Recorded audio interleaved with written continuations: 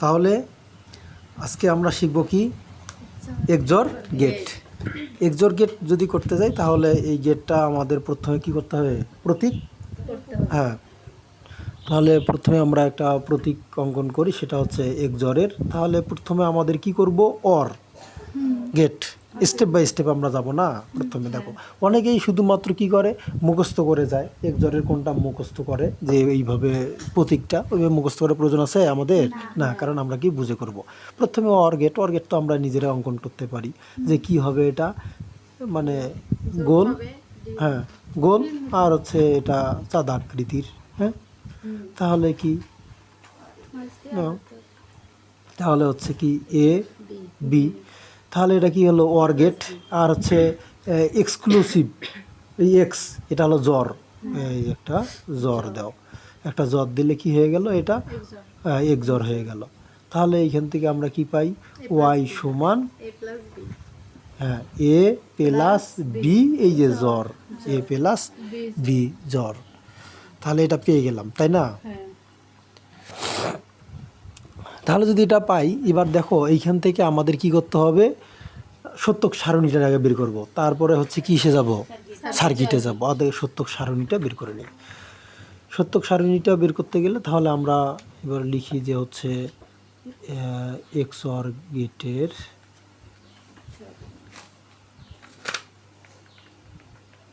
সত্য সারণী। তাহলে দেখো তো এইখানে কয়টা মানে ইনপুট আছে? দুইটা, এ এবং বি। তাহলে এ বি হলে তাহলে আমাদের মানে কয়টা লাগে? যদি দুইটা হয় তাহলে চারটা। আমাদের সূত্র হচ্ছে 2 পাওয়ার n।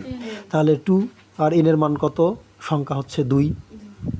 কয়টা যে কয়টা থাকবে এখানে, যদি ইনপুট থাকে 3টা তাহলে এইখানে 3 দিতাম, তাহলে 8টা হইতো, তখন 8টা দাগ টানতাম। বোঝা গেছে? তো এইরকম। তো এইখানে তাহলে আমরা পাচ্ছি কত? 2 2 দুগুণি কত হয়? 4 4 আর 2টা এক্সট্রা জানবো 6টা। তাহলে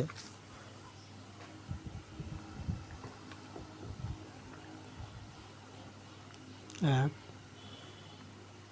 2 3 1 2 3 4 5 1 2 3 4 5 বেশি নেই, 1 2 3 4 5 6।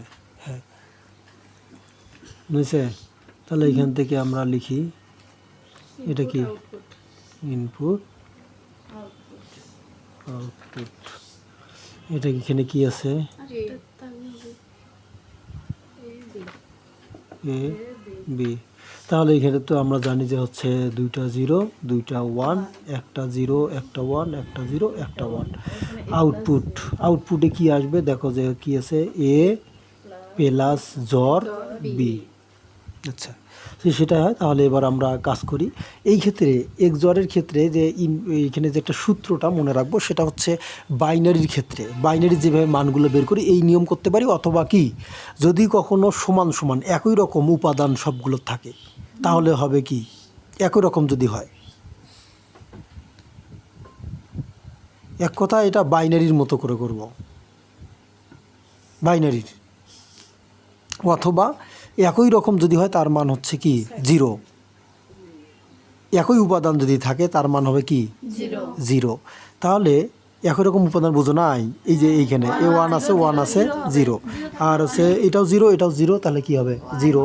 আর আর আমরা তো বাইনারিতেও ক্ষেত্রেও জানি 0 0 যোগ করলে কি? 0 0 যোগ করলে হলে 0। মনে রাখতে হবে, বেশি মানে টালমাতাল হওয়ার দরকার নেই। জিনিস 0 আর 0 যোগ করলে বাইনারিতে আমরা 0ই লিখি।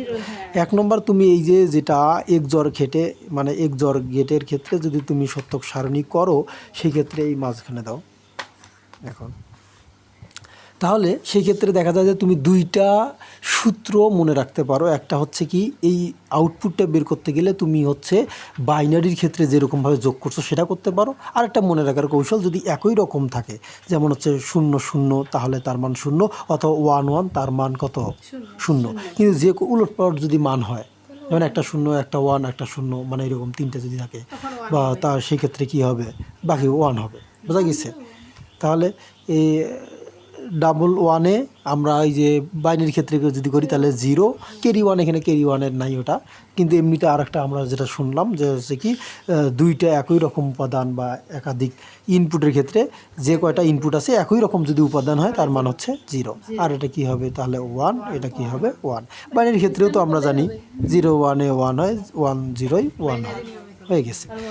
তাহলে এটা বুঝছো তো নাকি?